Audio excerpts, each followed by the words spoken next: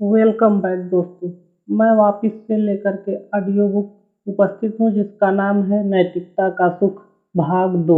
शुरू करने से पहले हमारे चैनल को लाइक करो, शेयर करो और सब्सक्राइब करो। अध्याय 3 प्रतीत्य समुत्पाद एवं यथार्थ का स्वरूप। अनुवादक की टिप्पणी।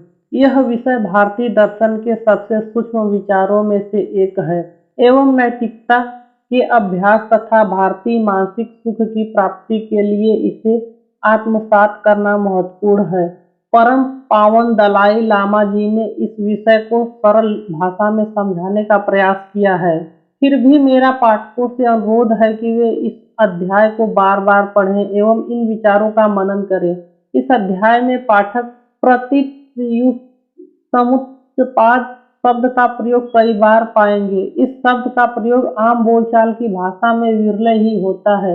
इस शब्द का अर्थ है कि हमारे जीवन में जो भी कुछ होता है वह कई कारणों पर निर्भर करता है, जिसे हम हेतु एवं फल के संबंध के रूप में भी समझ सकते हैं कि बिना हेतु के फल संभव नहीं है एवं बिना फल के हेतु हेतु के रूप में नहीं जाना जाता है।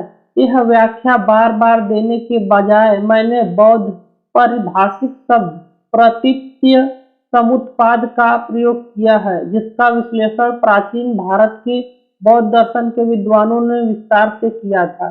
कुछ साल पहले मैंने जापान में एक सार्वजनिक व्याख्यान दिया था। वहां मैंने कुछ लोगों को फूल का गुच्छा लेकर के अपनी ओर आते हुए देखा। यह सोच करके कि ये लोग मुझे फूल देने आ रहे हैं, मैं खड़ा हो गया, लेकिन मैंने आश्चर्यचकित से होकर के देखा कि उन लोगों ने सीधे मेरी बगल से चलते हुए पीछे की वेदी पर फूल चढ़ा दिए। मैं थोड़ा लज्जित होकर के बैठ गया। इसने मुझे यह बात याद दिलाई कि जिंदगी में घटनाएं जैसे घटती हैं वे हमेशा हमारी आशा के अनुरूप नहीं होती हैं। जीवन की घटनाओं का हमें जैसे आभास होता है एवं उन घटनाओं की वास्तविकता के बीच का अंतर वास्तव में हमारे जीवन के बहुत सारे दुखों का स्रोत है। यह बात भी विशेष रूप से सत्य है, जैसा कि हमने बहुत सारे उदाहरण में देखा है कि हम लोग अधूरी समझ के आधार पर निर्णय करते हैं जो पूर्णतया न्याय संगत नहीं होता है। इसके पहले कि हम आध्यात्मिक एवं नैतिक क्रांति का मतलब समझने की कोशिश करें, हम यथार्थ के स्वरूप के बारे में थोड़ा सोचें। हम जिस भी विश्व में रह रहे हैं उसके साथ हमारे संबंध के परिप्रेक्ष्य में कैसा आभास हो रहा है एवं उसकी प्रतिक्रिया में हमारा व्यवहार कैसा होता है। इन दोनों में घनिष्ठ संबंध है, जिसका मतलब यह है कि बाहरी एवं आभ्यंतरिक चीजों के बारे में हमारी सही समझ बहुत ही महत्वपूर्ण है। अगर हम उन्हें नहीं समझते हैं तब अधिक संभावना है कि हम स्वयं एवं औरों की क्षति करेंगे। जब हम इस विषय के बारे में सोचते हैं तब हम ऐसा देख पाते हैं कि अंततः हम किसी एक वस्तु को अन्य वस्तु के संदर्भ में अलग थलग नहीं देख सकते हैं। वास्तव में हम संबंधों के परिप्रेक्ष्य में एक ही बात कर सकते हैं। अपनी दैनिक दिनचर्या में हम लोग अगणित कार्यों में हिस्सा लेते हैं एवं उनके कारणवश हमारा अनेक विषयों में सामना होता है, जिससे हमें बड़ी मात्रा में एक केंद्रीय ज्ञान प्राप्त होता है। किसी घटना को गलत समझने की समस्या जो जाहिर है कम और ज्यादा अक्सर इस वजह से होती है कि हमें किसी विशेष घटना अथवा अनुभव के एकाकी पहलू को देख उसे उस घटना अथवा अनुभव का संपूर्ण रूप समझ बैठने की प्रवृत्ति है। इससे हमारा दृष्टिकोण संकीर्ण हो जाता है और उसे गलत अपेक्षाएं होती हैं। लेकिन जब हम यथार्थ के ही बारे में सोचते हैं तब हमें इसकी अंतहीन जटिलता का आभास होता है और हम महसूस करते हैं कि हमें इसे देखने का आदती तरीका अक्सर अपर्याप्त होता है। अगर ऐसा नहीं होता तब भ्रम का विचार अर्थहीन होता।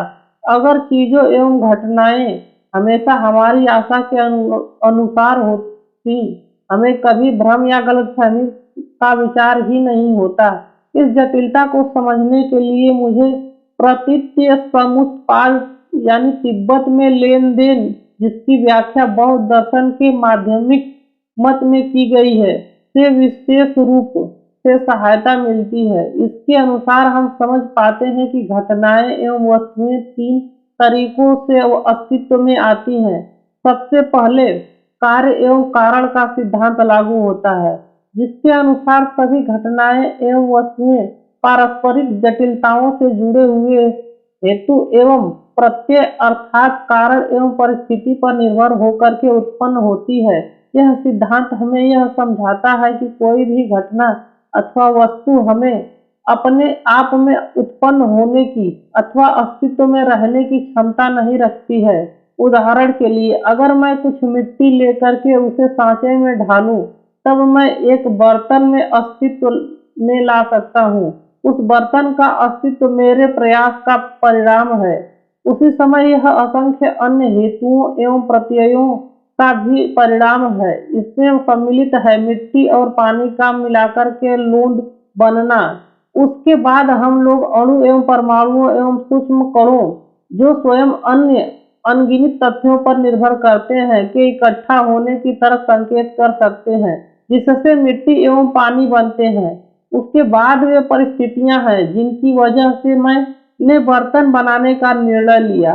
उसके पश्चात मेरे कार्यों की ऐसी सहयोगी परिस्थितियां हैं जब मैं लोंदे को घड़े का रूप देता हूँ। यह सभी तथ्य इस बात को स्पष्ट करते हैं कि मेरा घड़ा अपने आप बिना हेतु एवं प्रत्यय के अस्तित्व में नहीं आ सकता है, बल्कि यह प्रतीत्य समुत्पाद के नियम के अनुसार ही उत्पन्न है। दूसरे स्तर पर तेनडेल को हम ऐसी परस्पर निर्भरता के अर्थ में समझ सकते हैं जो एक अवयवी एवं अवयव में विद्यमान है। बिना अवयव के अवयवी असंभव है और बिना अवयवी के अवयव का विचार व्यर्थ है। अवयवी का विचार अवयव पर निर्भर करता है, लेकिन ये अवयव स्वयं अवयवी होते हैं जो अपने अवयवों से निर्मित होते हैं। तीसरे स्तर पर हम सभी वस्तु एवं घटनाओं को प्रतीत्य समुत्पाद के नियम के अनुसार उत्पन्न समझ सकते हैं, क्योंकि जब हम उसका विश्लेषण करते हैं तब पाते हैं कि अंततः उनका कोई स्वतंत्र अस्तित्व नहीं है। इससे हम इस तरह समझ सकते हैं कि जिस तरह हम कुछ वस्तुओं एवं घटनाओं के बारे में बात करते हैं, उदाहरण के लिए क्रिया एवं कर्ता जैसे शब्द एक दूसरे के अस्तित्व को मान करके चलते हैं, वैसे ही माता पिता एवं संतान एक दूसरे के अस्तित्व को जताते हैं। कोई व्यक्ति तभी माता या पिता हो सकता है जब उसके कोई संतान हो। ऐसे ही कोई संतान अपने माता पिता के होने के आधार पर ही पुत्र या पुत्री कहला सकता है। हम ऐसा ही परस्पर निर्भरता वाला संबंध उस भाषा में देखते हैं जिसका प्रयोग हम व्यापार एवं व्यवसाय पर विवरण देने के लिए करते हैं। हम उन व्यक्तियों को किसान कहते हैं जो खेतों में काम करते हैं। औषधि के क्षेत्र में कार्य करने के कारण चिकित्सकों को ऐसे ही कहा जाता है। और सूक्ष्म रूप से देखा जाए तब वस्तुओं एवं घटनाओं को प्रतीत्य समुत्पाद के रूप में समझा जा सकता है। उदाहरण के लिए, जब हम प्रश्न करते हैं कि आखिर मिट्टी का घड़ा क्या है, जब हम किसी चीज को ढूंढते हैं ताकि हम उसके अंतिम स्वरूप की व्याख्या कर सके, तब हम पाते हैं कि घड़े का अस्तित्व ही एवं इसी तरह से अन्य सभी वस्तुओं एवं घटनाओं की कुछ हद तक एक अस्थायी स्थिति है एवं व्यवहार द्वारा निर्धारित है। जब हम प्रश्न करते हैं कि क्या इसकी पहचान इसके आकार से की जाती है, इसके क्रियाकलाप से, इसके विशेष अवयवों से, मिट्टी पानी के संयोग से, तो हम पाते हैं कि घड़ा मात्र शाब्दिक प्रज्ञप्ति है, अर्थात नामकरण मात्र है। इसका कोई भी एक लक्षण ऐसा नहीं है जिससे वह परिलक्षित हो, और न ही सारे लक्षणों को मिलाकर के वह परिलक्षित हो सकता है। हम भिन्न भिन्न आकार के घड़ों की कल्पना कर सकते हैं जो घड़ा ही है, एवं चूंकि हम इसके अस्तित्व की बात वास्तव में हेतु एवं प्रत्यय के जटिल संबंध के परिप्रेक्ष्य में ही कर सकते हैं, इस दृष्टिकोण से देखने पर इसका कोई निर्धारक गुण नहीं है। अन्य शब्दों में इसका अस्तित्व स्वयं में ही अथवा स्वयं का नहीं है, बल्कि यह प्रतीत्य समुत्पाद के नियम के अनुसार ही उत्पन्न है। जहाँ तक मानसिक तत्व की बात है, वहाँ पर भी हम पुनः परस्पर निर्भरता देखते हैं। यहाँ पर यह निर्भरता दर्शक एवं दृश्य के बीच है। उदाहरण के लिए ले कि हम एक फूल को कैसे देखते हैं। सबसे पहले फूल को देखने के लिए एक इंद्रिय का होना आवश्यक है। दूसरी बात वह परिस्थिति होनी चाहिए कि इस संदर्भ में स्वयं फूल का अस्तित्व होना चाहिए। तीसरी बात, फूल को देखने के लिए ऐसा कुछ होना चाहिए जिसकी वजह से देखने वाले का ध्यान फूल की तरफ आकर्षित हो। फिर इन सभी कारणों के बीच अंतःक्रिया की वजह से एक मानसिक घटना घटती है जिसे हम फूल को देखना कहते हैं। अब हम लोग इसका विश्लेषण करते हैं कि इस घटना में आखिर क्या निहित है। क्या यह सिर्फ इंद्रियों का कार्य है? क्या यह सिर्फ इंद्रियों में फूल के बीच अंतःक्रिया, अथवा यह कुछ और है? अंततः हम पाते हैं कि अंतहीन हेतु एवं प्रत्यय की जटिल श्रृंखला के प्रसंग के बाहर देखने की अवधारणा समझना संभव नहीं है। जब हम मन को निरीक्षण का विषय बनाते हैं, यद्यपि हमें इसे एक स्वाभाविक एवं अपरिवर्तनशील वस्तु जैसा समझने की प्रवृत्ति है, हम पाते हैं कि इसे भी प्रतीत्य समुत्पाद के परिप्रेक्ष्य में ही बेहतर समझ सकते हैं। यह इसलिए है कि प्रत्येक इंद्रिय ज्ञानगत एवं भावनात्मक अनुभव के अलावा इसके स्वतंत्र सत्ता की कल्पना करना कठिन है, बल्कि मानस एक ऐसी कृति है जो विस्तृत जटिल घटनाओं से उत्पन्न होती है। प्रतीत्य समुत्पाद को समझने का एक अन्य तरीका यह है कि हम समय के स्वभाव को देखें। साधारणतः हम उसे काल कहते हैं जिसे हम एक स्वतंत्र रूप से विद्यमान वस्तु मानते हैं। हम भूत, वर्तमान एवं भविष्य के रूप में काल की बात करते हैं, लेकिन जब हम इसे गौर से देखते हैं तब हम यहाँ पाते हैं कि समय की अवधारणा भी व्यवहार मात्र है। हम पाते हैं कि वर्तमान शब्द सिर्फ भूत एवं भविष्य के बीच जोड़ने वाली नाम चिन्ह मात्र है। हम वास्तविक में वर्तमान क्या है इसे एकदम सटीक दूर से निर्धारित नहीं कर सकते हैं। जिसे हम वर्तमान मानते हैं उसके सिर्फ एक क्षण के अंश के पहले भूतकाल होता है और इसके सिर्फ एक क्षण के अंश के बाद भविष्य होता है।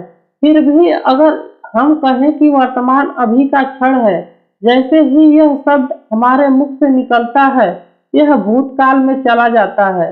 तथापि अगर हम ऐसा मान के चलें कि एक ऐसा क्षण अवश्य है जिसे भूत और भविष्य के रूप में विभाजित नहीं किया जा सकता है, तब हमारे पास वास्तव में भूत, वर्तमान और भविष्य के रूप में विभाजित करने का कोई आधार नहीं रहेगा। अगर ऐसा एक अविभाज्य क्षण होता तो फिर हमारे पास केवल वर्तमान ही होता, लेकिन वर्तमान की अवधारणा के बिना भूतकाल एवं भविष्यकाल के बारे में बात करना कठिन है, क्योंकि दोनों ही स्पष्ट रूप से वर्तमान पर निर्भर करते हैं। इसके अलावा अगर हम अपने विश्लेषण से इस निष्कर्ष पर पहुंचते हैं कि वर्तमान का कोई अस्तित्व नहीं है, तब हम न केवल लौकिक व्यवहार को अस्वीकार करेंगे, बल्कि हम अपने अनुभवों को भी अस्वीकार करेंगे। वास्तव में जब हम अपने काल के अनुभव का विश्लेषण करने लगते हैं तब हम पाते हैं कि यहाँ पर भूतकाल अंतर्ध्यान हो जाता है और भविष्य काल अभी आया ही नहीं है।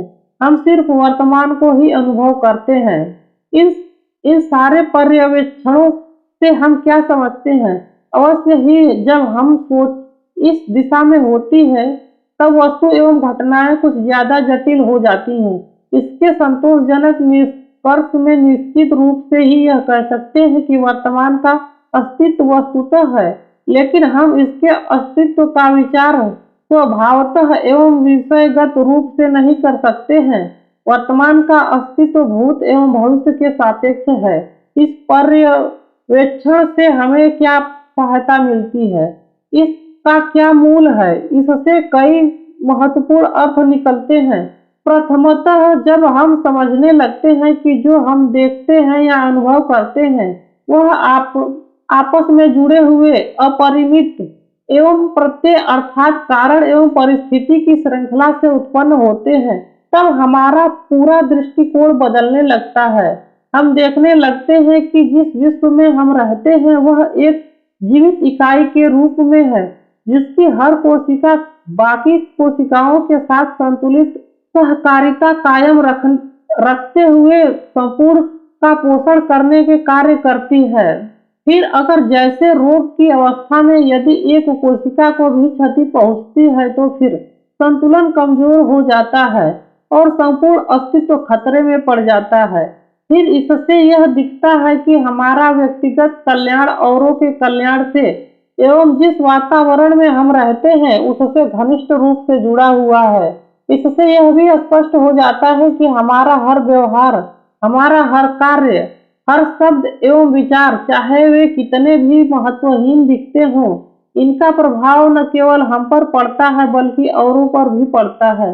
इसके अतिरिक्त जब हम यथार्थ को प्रतीत्य समुत्पाद के दृष्टिकोण से देखते हैं तब हम वस्तुओं एवं घटनाओं को ठोस, स्वतंत्र एवं अलग थलग इकाई के रूप में देखने की हमारी सामान्य प्रवृत्ति से दूर खींचती है।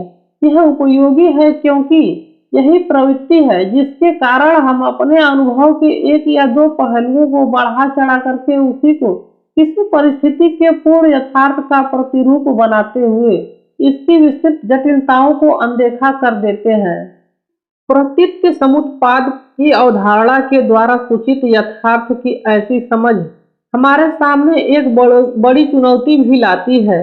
यह हमें वस्तुओं एवं घटनाओं को श्वेत और श्याम के रूप में देखने को कम एवं जटिलता से आपस में जुड़े हुए संबंधों, जिनका सटीक निर्धारण कठिन है, के रूप में अधिक देखने की चुनौती देती है। यह स्वतंत्र अस्तित्व के परिप्रेक्ष्य में बात करना कठिन कर देती है और यह सभी वस्तुएं अन्य वस्तुओं पर निर्भर करती है और कोई भी वस्तु स्वतंत्र रूप से विद्यमान नहीं है। तब हमें यह समझना होगा कि हमारे सबसे प्रिय आम का अस्तित्व भी ऐसा नहीं है जैसा हम सामान्यतः मानकर चलते हैं। वास्तव में हम पाते हैं कि अगर हम आत्म की पहचान का विश्लेषण करते हैं तब इसका प्रतीत ठोसपन एक मिट्टी के बर्तन अथवा वर्तमान क्षण से भी अधिक सरलता से लुप्त होता दिखाई देता है, क्योंकि जहाँ एक मिट्टी का बर्तन एक ठोस वस्तु है जिसकी ओर हम वस्तुतः संकेत कर सकते हैं, वहाँ आत्म इससे ज्यादा भ्रामक है। इसलिए इसकी पहचान एक निर्मित के रूप में प्रकट हो जाती है। हम ऐसा देख सकते हैं कि हमारी स्व एवं पर के बीच तीव्र भेद करने की आदत कुछ हद तक अतिशयोक्तिपूर्ण है। यहाँ इस बात को नकारा नहीं जाता है कि हर मनुष्य के भीतर प्राकृतिक एवं सही रूप से मैं की प्रबल भावना मौजूद है। भले हम यह नहीं कह सकते कि ऐसा क्यों है, स्वयं की भावना अवश्य ही विद्यमान है, लेकिन हम लोग निरीक्षण करें कि यह वास्तविक विषय जिसे हम आत्म कहते हैं वह किससे निर्मित है। क्या यह चित्त है? कभी कभी ऐसा होता है कि किसी व्यक्ति का चित्त उत्तेजित हो जाता है अथवा खिन्न हो जाता है। दोनों ही स्थितियों में चिकित्सक उस व्यक्ति के मानसिक सुख के लिए दवा लिख सकते हैं। इससे दिखता है कि साधारणतया हम चित्त को स्वयं के अधिकृत समझते हैं एवं जब हम वास्तव में इस पर ध्यान देते हैं तो पाते हैं कि मेरा शरीर, मेरी बोली, मेरा मन, इन सभी कथनों के अंदर एक स्वामित्व की धारणा छिपी हुई है। इसलिए यह देखना कठिन है कि कैसे आत्मचित्त रूप से, जबकि यह सत्य की बौद्ध दर्शन के ऐसे विद्वान रहे हैं जिन्होंने आत्म की पहचान के चित्त स्वरूप दर्शाने का प्रयास किया था। अगर आत्म एवं चित्त एक ही वस्तु होते तब कर्ता एवं क्रिया अर्थात करने वाला एवं जानने के लिए प्रयास करना दोनों एक ही चीज होने की विसंगति होती है। हमें ऐसा कहना पड़ेगा कि कर्ता मैं जो जानता है एवं जानने की प्रक्रिया एक ही चीज है। इस दृष्टिकोण से यह भी समझना कठिन है कि कैसे आत्म का अस्तित्व चित्त शरीर के स्कंध से अलग स्वतंत्र वस्तु के रूप में रह सकता है। यह दर्शाता है कि आत्म शब्द किसी स्वतंत्र वस्तु को व्यक्त नहीं करता, बल्कि यह एक जटिलता से परस्पर संबंध वस्तुओं को एक दिया हुआ नाम है। यहाँ थोड़ा रुक करके विचार करें कि हम साधारणतः आत्म की अवधारणा को कैसे समझते हैं? हम कहते हैं कि मैं लंबा हूँ, मैं छोटा हूँ, मैं यह किया, मैंने वह किया, और इस पर कोई प्रश्न नहीं करता है। यह बात अत्यंत स्पष्ट है कि हमारा इससे मतलब क्या है, और सभी इस व्यवहार को स्वीकार करने में खुश हैं। इस स्तर पर हमारा अस्तित्व बिल्कुल इस कथन के अनुसार है। यह हमारी दिनचर्या का हिस्सा है एवं हमारे साधारण अनुभव के अनुरूप है। इसका तात्पर्य यह नहीं है कि वस्तुओं का अस्तित्व सिर्फ इसलिए होता है कि उन्हें ऐसा कहा जाता है, अथवा ऐसा कोई शब्द है जो उसको व्यक्त करता है। ससस्त्रींग यानी खरगोश का सींग किसी ने नहीं देखा है। लोकाचार को हम तभी प्रमाणिक मान सकते हैं जब वह हमारे प्रत्यक्ष अनुभव अथवा अनुमान से प्राप्त ज्ञान के विरुद्ध नहीं है, और वह सार्वजनिक विचार की नींव का काम करता हो, जिसके अंतर्गत हम लोग सत्य एवं मिथ्या की समझ को स्थापित करते हैं। यह इस बात को स्वीकार करने से नहीं रोकता है, यद्यपि यह एक लोकाचार के अनुरूप पूर्णतया पर्याप्त है। बाकी वस्तुओं की तरह आत्म का अस्तित्व भी हमारे द्वारा दिए हुए नाम और धारणा पर निर्भर करता है। इस संदर्भ में एक ऐसी घटना के बारे में सोचें, जब हम अंधेरे में कुंडलित रस्सी को सांप समझ बैठते हैं तो हम डर कर थम जाते हैं, जबकि सच्चाई यह है कि रस्सी को भूल, रोशनी की कमी के कारण एवं अपने भ्रम की वजह से हम इसे सांप समझ बैठते हैं। वास्तव में कुंडलित रस्सी में सांप का लेस मात्र भी गुण नहीं है, सिर्फ इतना ही है कि देखने में सांप जैसा लगता है, वह सांप नहीं है। हमने एक निर्जीव वस्तु में सांप के अस्तित्व को थोप दिया है। इसी तरह स्वतंत्र रूप से सत्य एवं आत्म की अवधारणा भी होती ही है। हम यह भी पाते हैं कि आत्म की अवधारणा ही सापेक्ष है। यहाँ पर इस बात को सोचिए कि अक्सर हम खुद को ऐसी परिस्थिति में पाते हैं जब हम स्वयं को दोषी ठहराते हैं। हम कहते हैं, आमुक दिन में मैंने अपने साथ बुरा किया, और हम स्वयं पर क्रोधित होने की बात करते हैं। इससे यह प्रतीत होता है कि वास्तव में दो भिन्न आत्मा है, एक जिसने गलती की एवं दूसरा जो आलोचक करता है। पहले वास्तव में वह आत्मा है जिसको हम एक विशेष अनुभव अथवा घटना के संबंध में समझते हैं, दूसरे वाले को हम एक सामान्य आत्म के दृष्टिकोण से समझते हैं। फिर भी यद्यपि इन दोनों में इस तरह के आंतरिक वार्तालाप होने की बात तो समझ में आती है, तब भी किसी भी क्षण में चित्त की एक ही संतति होती है। इसी तरह हम देख सकते हैं कि किसी एक व्यक्ति के अस्तित्व के कई पहलू होते हैं। उदाहरण स्वरूप मेरे अपने विषय में एक ऐसे आत्म का बोध है जो एक भिक्षुक है, एक आत्मबोध जो तिब्बती है, एक आत्मबोध जो तिब्बत के आमदो प्रांत का है, इत्यादि। इसमें से कुछ आत्म बाकी आत्म से पूर्ण है।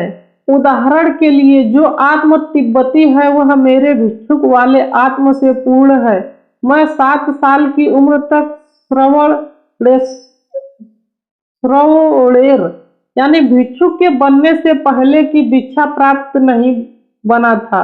मेरा शरणार्थी वाले आत्म का अस्तित्व वर्ष 1959 से ही आया है। दूसरे शब्दों में एक ही आधार पर कई उपलब्धियां स्थापित हैं। ये सभी तिब्बती हैं क्योंकि वह आत्म अथवा पहचान का अस्तित्व मेरे जन्म से है, लेकिन वह सभी नाम से भिन्न है। इस वजह से मेरे लिए आत्म की स्वभाव सत्ता के बारे में शंका करने के लिए और एक कारण है। इसलिए हम यह नहीं कह सकते कि किसी एक विशिष्टता से ही अंतर्ज्ञोत्वा मेरा आत्मा बनता है अथवा सारी विशिष्टताओं को मिलाकर के बनता है, क्योंकि अगर मैं उनमें से एक या कई को त्याग भी देता हूँ तब भी मैं भी भावना बरकरार रहती है। इसीलिए कोई ऐसी चीज नहीं है जिसे हम विश्लेषण करने पर प्राप्त कर सकते हैं जो आत्म की पहचान हो।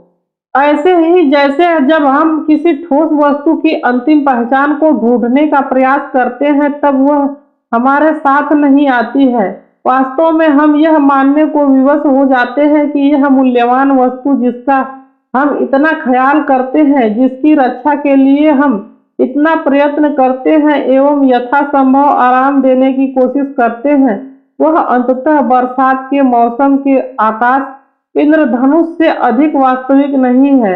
अगर यह सच है कि ना तो किसी भी वस्तु या विषय, यहाँ तक कि ना ही आत्म का स्वभावतः अस्तित्व है, तो क्या हमारी यही निष्कर्ष है कि अंततः किसी भी चीज का अस्तित्व ही नहीं है, अथवा कि क्या जिन वस्तुओं का हम अनुभव करते हैं वे हमारे मन की सिर्फ कल्पना मात्र है, जिसके अलावा इनका कोई अस्तित्व नहीं है?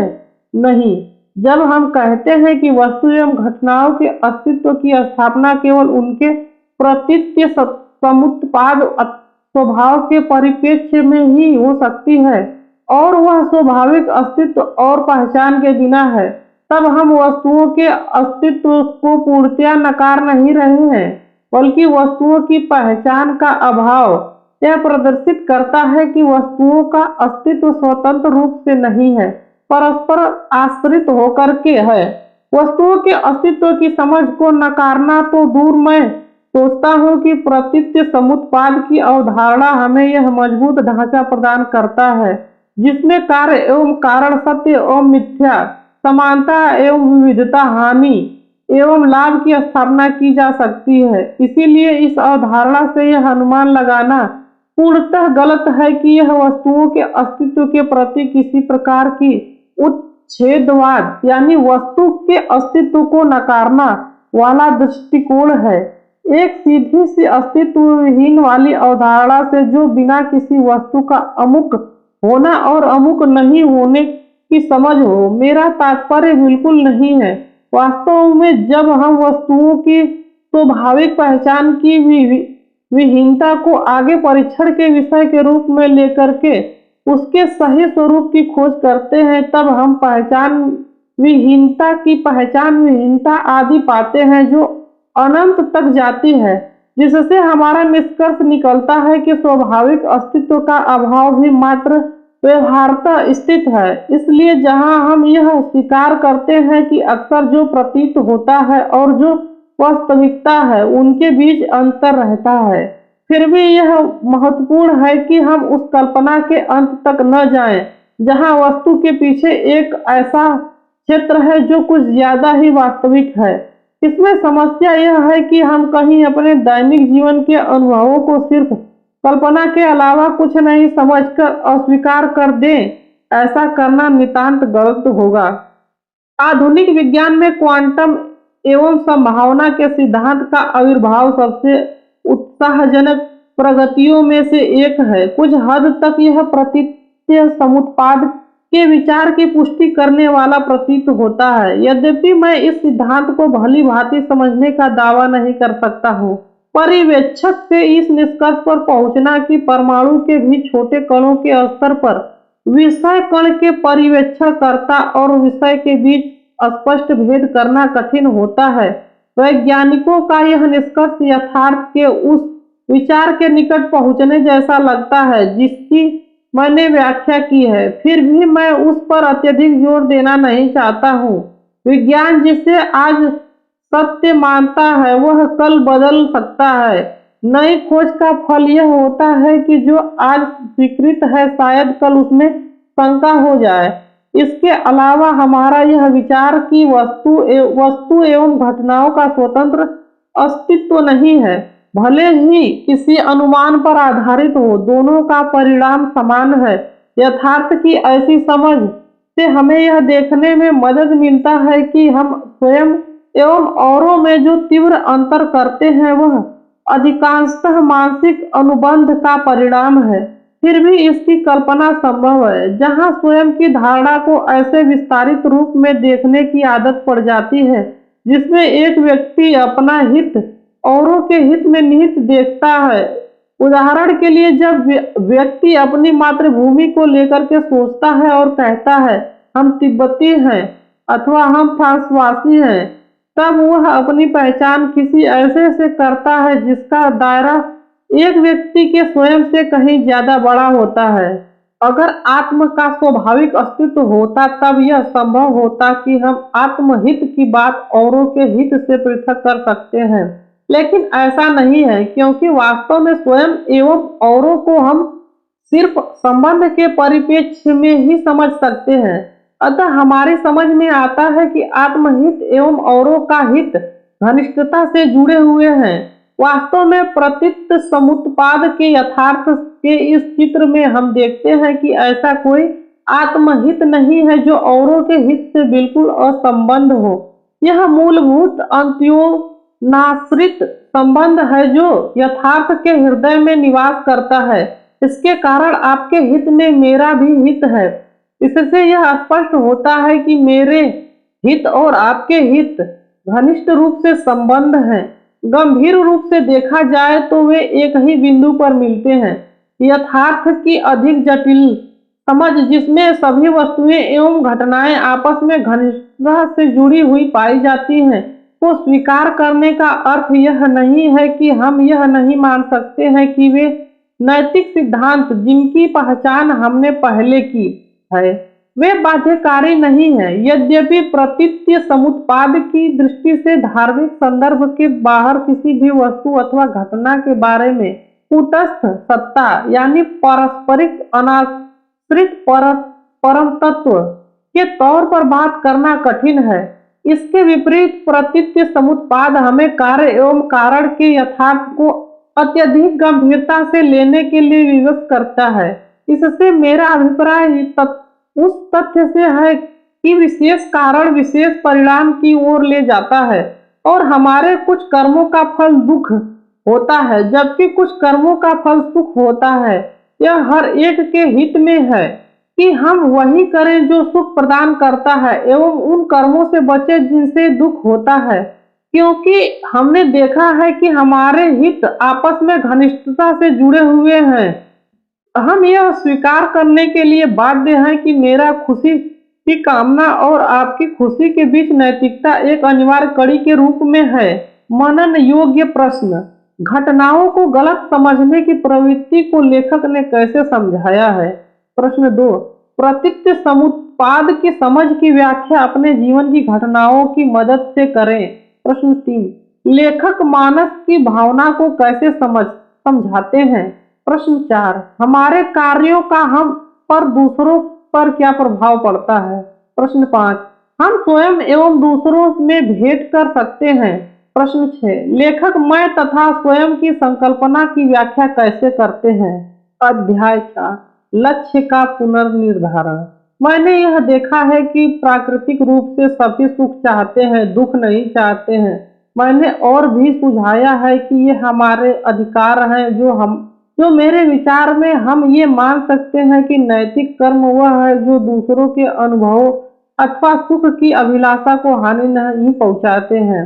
इसके आगे मैंने यथार्थ की एक ऐसी समझ की व्याख्या की है जो स्वयं एवं औरों के हितों में समानता दर्शाती है। आइए अब हम सुख की प्रकृति पर विचार करते हैं। इसकी सबसे पहले गौर करने वाली बात यह है कि यह एक सापेक्ष गुण है।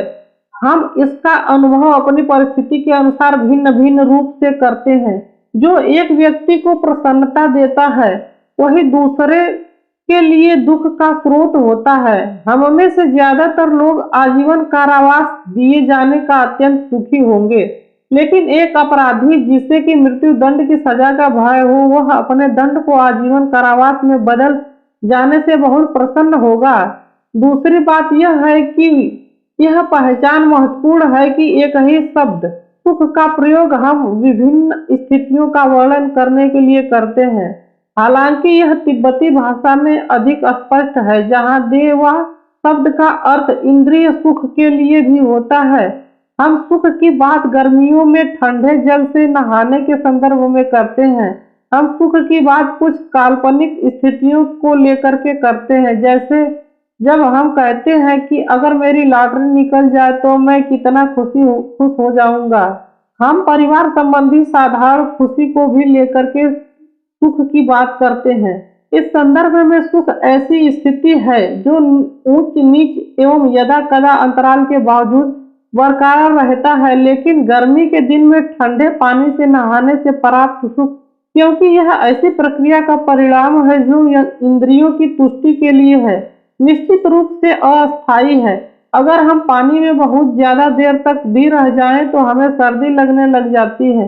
वास्तव में जो सुख हम इन क्रियाओं से पाते हैं वह उनके अनित्य होने पर निर्भर करता है। लॉटरी में बड़ी भारी रकम जीतने के संदर्भ में यह प्रश्न कि इससे जीतने वाले को अस्थायी सुख मिलेगा या शीघ्र ही उसे समस्या एवं कठिनाइयां दबा देंगी, जिनका समाधान सिर्फ धर्म से नहीं हो सकता है, यह सब जीतने वाले पर निर्भर करता है। लेकिन सामान्य रूप से कहने में, अगर पैसा हमें खुशी ला करके देता है तो भी वह इस प्रकार का होगा कि जैसे पैसे के द्वारा खरीदा जा सकता है, जैसे कि भौतिक वस्तुएं अथवा इंद्रिय अनुभूति। एवं हम यह पाते हैं कि ये स्वयं दुख का स्रोत बन जाता है। जहाँ तक हमारी संपत्ति का प्रश्न है, उदाहरण के लिए हमें मानना पड़ता है कि अक्सर वह हमें जीवन में कष्ट ज्यादा देता है।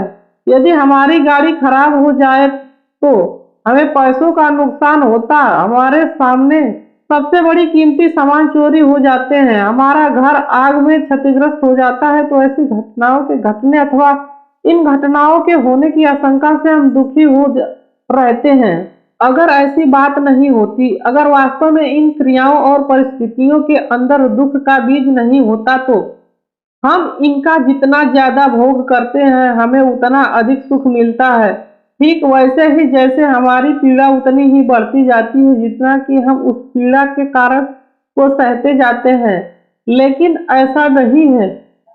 वास्तव में यदा कदा हमें ऐसा लगता है कि हमें पूर्ण सुख मिल गया है, लेकिन यह पूर्ण लगने वाला सुख पत्ते पर गिरी ओस की उस बूंद की तरह क्षणभंगुर होता है, जो एक क्षण में खूबसूरती से चमकती है और दूसरे क्षण भर में ही गायब हो जाती है। इससे यह बात स्पष्ट हो जाती है कि भौतिक विकास से बहुत ज्यादा आशा करना एक भूल है। भौतिकवाद एवं स्वयं समस्या का कारण नहीं है, बल्कि समस्या का मूल कारण है हमारी वह अवधारणा कि सिर्फ इंद्रियों की तुष्टि से ही हमें पूर्ण संतोष मिल सकता है। पशुओं से भिन्न, जिनका सुख प्राप्ति का प्रयास जीवित रहने एवं इंद्रियों की कामनाओं की तत्कालिक पुष्टि तक ही सीमित होता है, हम मनुष्यों में सुख को एक गहरे स्तर तक पर अनुभव करने की क्षमता है, जिसे हम प्राप्त होने पर हम प्रतिकूल अनुभवों को दबाने का क्षमता रखते हैं। एक सैनिक के बारे में सोचिए जो युद्ध में लड़ता है, वह घायल हो गया है लेकिन युद्ध जीत गया। विजयी होने से प्राप्त संतुष्टि के फलस्वरूप उसके घाव के कारण पीड़ा का अनुभव हारने वाले पक्ष के उतने ही घायल सैनिक की अपेक्षा संभवतः काफी कम दुखदायी होता है। मनुष्यों की सुख को गहरे स्तर पर अनुभव करने की क्षमता यह भी दर्शाती है कि कैसे सिर्फ भौतिक वस्तुओं का अर्जन करने की तुलना में संगीत एवं कला जैसी चीजें हमें अधिक सुख एवं संतुष्टि प्रदान करती हैं।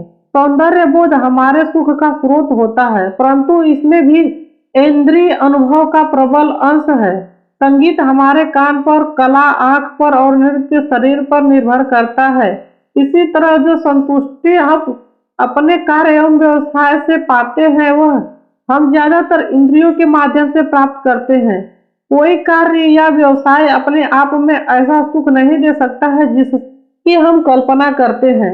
अब हम यह विवाद कर सकते हैं कि अस्थायी एवं अस्थायी सुख, क्षणभंगुर सुख और वास्तविक सुख के बीच अंतर देखना भले ही ठीक हो, परंतु प्यास से मरते हुए व्यक्ति के लिए अर्थवान सुख की बात सिर्फ पानी मिलने से है, इस पर हम बहस नहीं कर सकते। जब जीवित रहने का प्रश्न है, स्वाभाविक रूप से हमारी आवश्यकताएं इतनी सर्वोपरि हो जाती हैं कि हमारा अधिकांश प्रयास उनकी पूर्ति में चला जाता है। फिर भी क्योंकि जीवित रहने के लिए कामना शारीरिक आवश्यकता से उत्पन्न होता है, फलतः शारीरिक संतुष्टि सर्वदा जो इंद्रियों से प्राप्त है वह वहीं तक सीमित है।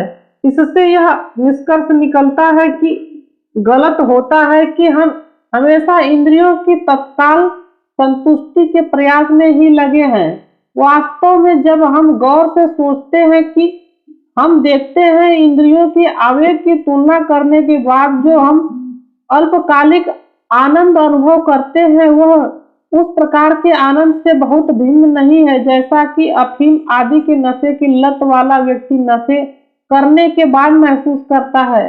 अस्थायी आनंद के बाद तुरंत और अधिक के लिए तृष्णा होती है और जैसे नशीले पदार्थों का सेवन अंत में समस्याएं ही पैदा करता है, वैसे ही हमारी इंद्रियों की तात्कालिक तुष्टि का प्रयास भी अंत में समस्या ही पैदा करता है।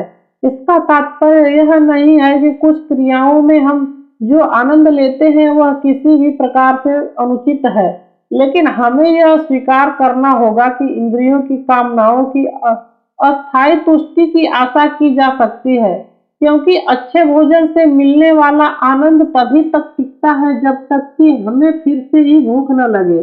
प्राचीन भारत के एक विद्वान ने कहा था, इंद्रियों की तुष्टि में लगे रहना नमकीन पानी पीने जैसा है। हम जितना ज्यादा भोग करेंगे उतना ही हमारा तृष्णा एवं प्यास बढ़ती जाती है। वास्तव में हम पाते हैं कि हमारे अधिकांश दुख, जिन्हें मैं आंतरिक दुख कहता हूँ, का श्रेय जाता है हमारे सुख के लिए आवेग वाली प्रवृत्ति को। हम किसी भी परिस्थिति की जटिलता को पहचान सकते हैं और समझने के लिए विराम नहीं लेते हैं। शीघ्र तुष्टि प्राप्ति करने हेतु हमारी प्रवृत्ति सबसे लघु मार्ग अपनाने की होती है, लेकिन ऐसा करने का कारण हम अक्सर स्वयं को अधिक मात्रा में संतुष्टि प्राप्त करने से वंचित कर जाते हैं। यह वास्तव में बड़ी विडंबना है। साधारणतः हमारे बच्चे जो भी करना चाहते हैं हम ऐसी अनुमति नहीं देते हैं। हम जानते हैं कि अगर उन्हें पूरी स्वतंत्रता दी जाए तो वह शायद ही पढ़ने के बजाय खेलने में समय व्यतीत करेंगे। इसलिए हम उन्हें खेल से तत्कालिक मिलने वाले आनंद को त्याग उन्हें पढ़ने के लिए विवश करते हैं। हमारी सोच दूरगामी होती है। यद्यपि बच्चों को पढ़ाई में शायद कम आनंद मिले, किंतु पढ़ाई उन्हें भविष्य के लिए ठोस नींव देता है। लेकिन हम वयस्क अक्सर इस सिद्धांत को अनदेखा कर जाते हैं।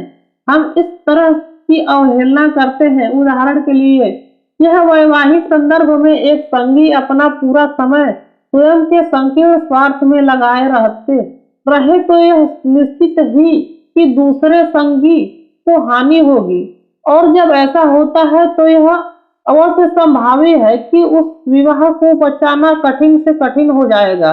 इसी तरह हम यह समझने से विफल रहते हैं कि जब माता पिता सिर्फ एक दूसरे में ही ध्यानमग्न रहते हैं तो बच्चों का ख्याल नहीं रखते हैं, तो बच्चों के लिए इसका निश्चित ही गलत परिणाम पड़ता है। जब हम दूसरों के हित की चिंता किए बिना अपनी तात्कालिक कामनाओं की पूर्ति का प्रयास करते हैं तब हम अस्थायी सुख की संभावना को नष्ट कर देते हैं।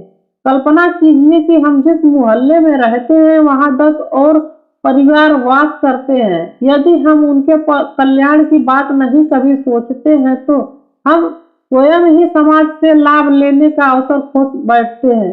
दूसरी तरफ अगर हम मित्रता के लिए प्रयास करते हैं तो अपने पड़ोसियों के हित के लिए भी सोचते हैं, तो हम अपने एवं अपने पड़ोसियों का कल्याण कर पाते हैं। या किसी एक और उदाहरण की कल्पना कीजिए। जब हम किसी अपरिचित व्यक्ति से मिलते हैं, शायद हम साथ भोजन के लिए चलते हैं।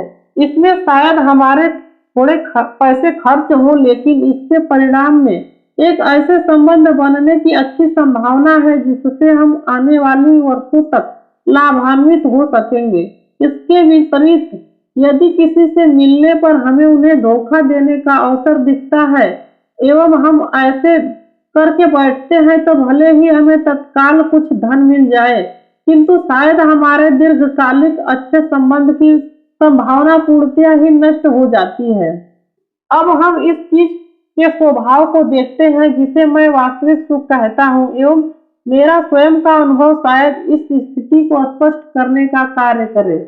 एक बौद्ध भिक्षु के रूप में मेरा प्रशिक्षण बौद्ध धर्म के अनुशीलन, दर्शन एवं सिद्धांतों में हुआ है।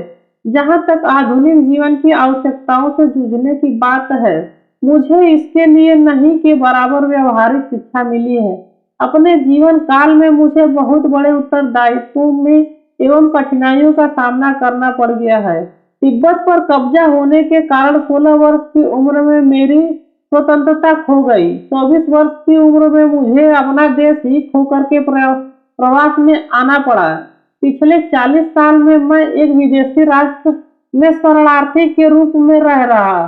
शरणार्थियों और जहां तक संभव हो रहा है उन तिब्बतियों की जो तिब्बत में है की सेवा के प्रयास में लगा रहा हूँ। इस बीच हमारी मातृभूमि ने असीमित विनाश एवं कष्टों का सामना किया है। साथ में मैंने अपनी माँ एवं सन्निकट परिवार के सदस्यों के साथ प्रिय मित्रों को भी खोया है। जब मैं इन क्षत्रियों के बारे में सोचता हूँ तो मैं अवश्य ही दुख महसूस करता हूँ, किंतु इन सबसे बावजूद जहाँ तक कि मेरी मूलभूत शांति का प्रश्न है, हमेशा मैं सिद्धांत एवं संतुष्ट रहता हूँ। जब समस्याएं खड़ी होती हैं जिन्हें अवश्य होना होता है, सामान्यतः मैं उनसे विचलित नहीं होता हूँ। मुझे यह कहने में कोई झिझक नहीं है कि मैं खुश हूँ। मेरे अनुभव के अनुसार सच्चे सुख का प्रधान लक्षण है कि शांति अथवा आंतरिक शांति। इससे मेरा तात्पर्य बेसुधी की अवस्था में नहीं है और न ही मैं संवेदनशीलता के अभाव की बात कर रहा हूँ। उसके विपरीत मैं जिस शांति की व्याख्या कर रहा हूँ उसकी जड़ औरों के कल्याण की चिंता में है, जिसमें ऊंचे स्तर की संवेदनशीलता एवं भावना विद्यमान होती है। यद्यपि मैं स्वयं यह दावा नहीं कर सकता कि मुझे इसमें बहुत सफलता मिली है, फिर भी मैं यह मानसिक शांति का श्रेय औरों के हित के लिए अपने प्रयास को देता हूँ। यह तथ्य कि सुख का प्रधान लक्षण आंतरिक शांति है, यह तथ्य इस विरोधाभास को प्रकाशित करता है कि दुनिया में ऐसे अनेक लोगों के बारे में सोच सकते हैं जो हर भौतिक सुविधाओं से युक्त होने के बावजूद असंतुष्ट रहते हैं, और ऐसे ही लोग हैं जो अत्यधिक कठिन परिस्थितियों में भी प्रसन्न रहते हैं। उदाहरण के लिए 80,000 तिब्बतियों को देखें जो मेरे तिब्बत छोड़ने के कुछ ही महीने बाद तिब्बत छोड़ करके भारत सरकार के शरण में आ गए। उन्हें भयंकर परिस्थितियों का सामना करना पड़ा। खाद्य पदार्थों की कमी थी और दवाइयां भी दुर्लभ ही थी। शरणार्थी शिविरों में तिरपाल के तंबू से ज्यादा अच्छा रहने का स्थान नहीं था। ज्यादातर लोगों के पास उन कपड़ों के अलावा जिन्हें पहन करके उन्होंने अपना घर छोड़ा था, कुछ भी नहीं था। वे छुपा परंपरागत तिब्बती पहनावा पहनते थे जो कड़ाके की ठंड के लिए उपयुक्त था, जबकि वास्तव में उन्हें भारत में पतले सूती कपड़ों की जरूरत थी। ऊपर से उनके बीच कुछ ऐसी बीमारियां फैल गई जो तिब्बत में अज्ञात थी। फिर भी इतनी विपदाओं के कारण आज बचे हुए लोगों पर उनका बहुत ही कम दुष्प्रभाव दिखाई देता है।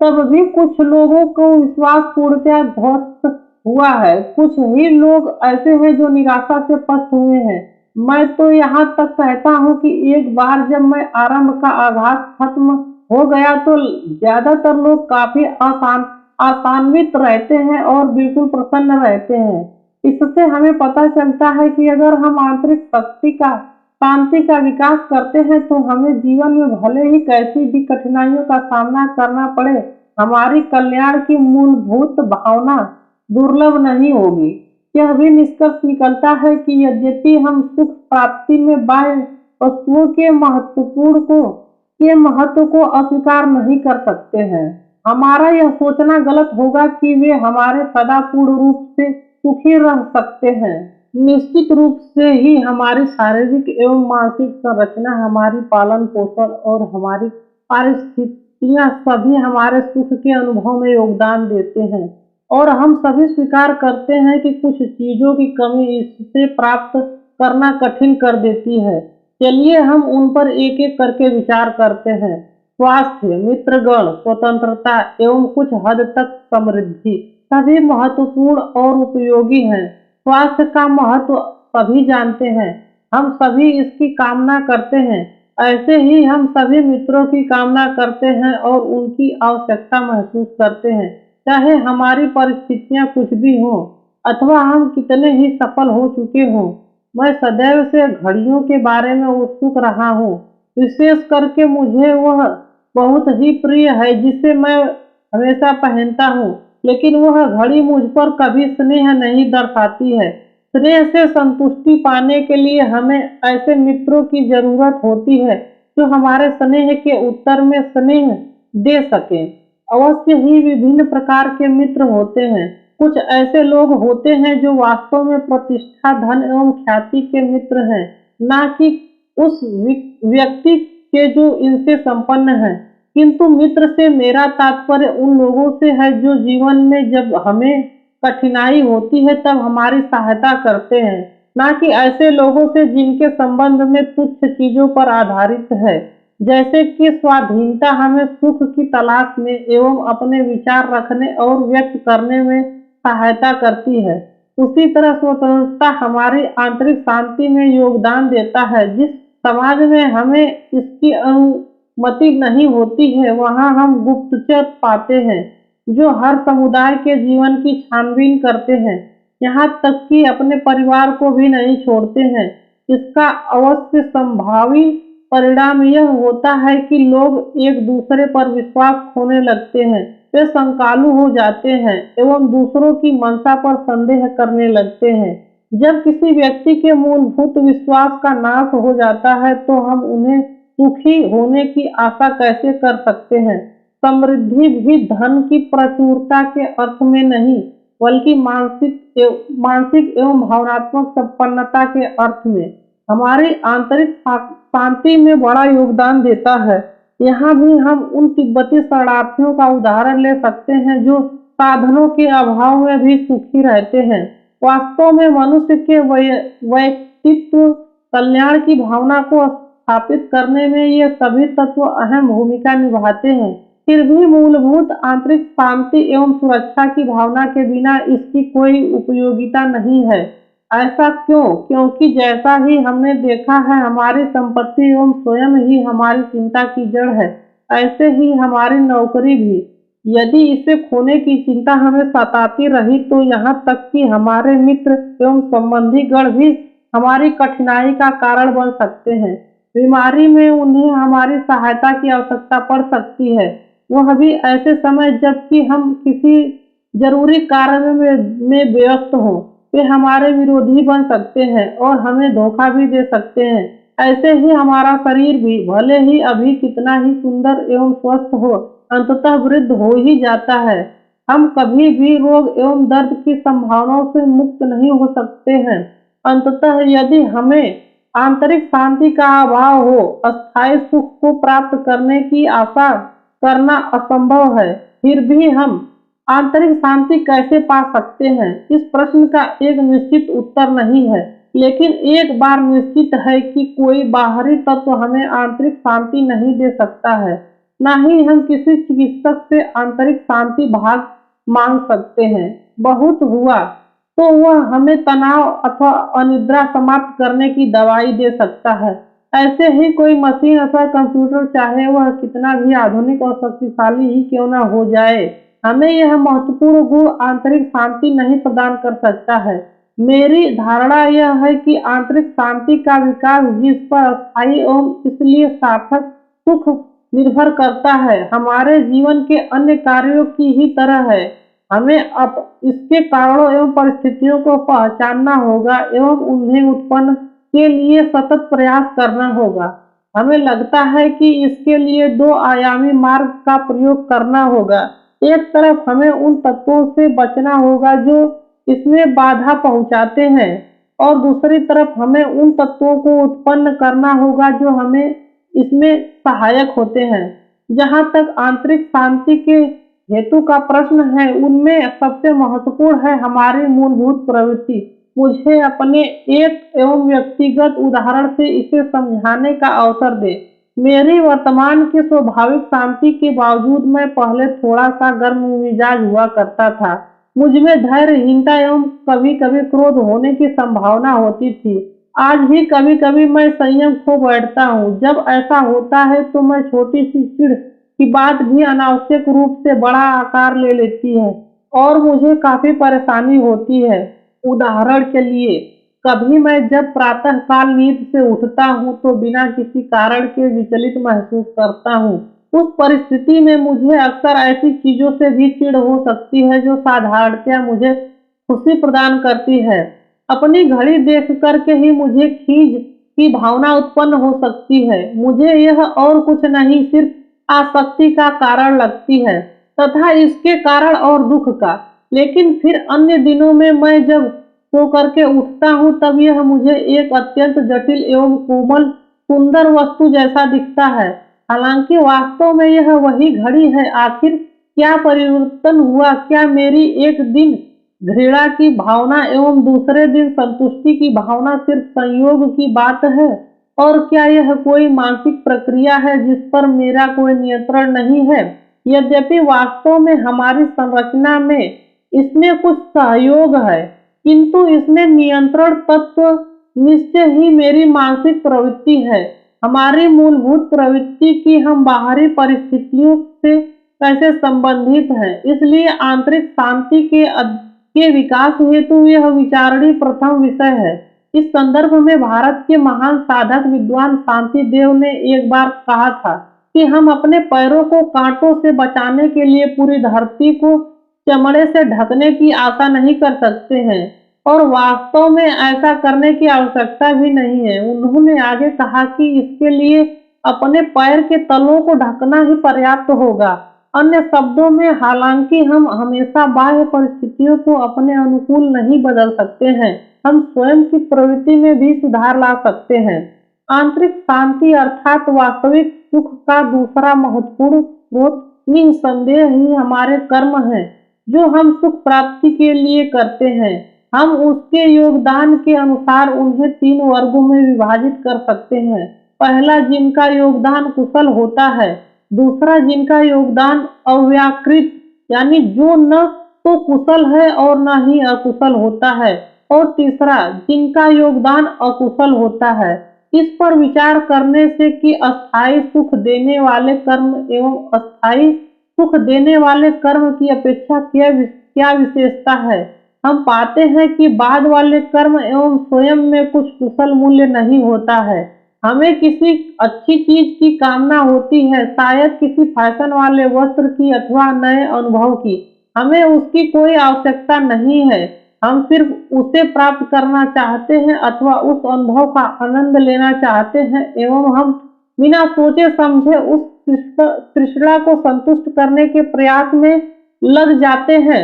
यहाँ मेरा तात्पर्य यह नहीं है कि इसमें अवश्य कोई बुराई है।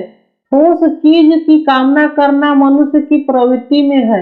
उन्हें हम देखना चाहते हैं, हम स्पर्श करना चाहते हैं, हम पाना चाहते हैं। लेकिन जैसा मैंने पहले कहा कि यह आवश्यक है कि हम यह जाने कि जब हम वस्तुओं की कामना उनसे प्राप्त आनंद के अतिरिक्त और बिना उचित कारण करते हैं, तब अंततोगत्वा वे अनेक प्रकार की समस्याओं का कारण बन जाती हैं। और हम पाते हैं कि वह खुशी जो हमें ऐसी प्रतीत होने वाली आवश्यकता को तृष्ण करने से मिलता है, स्वयं अस्थायी होता है।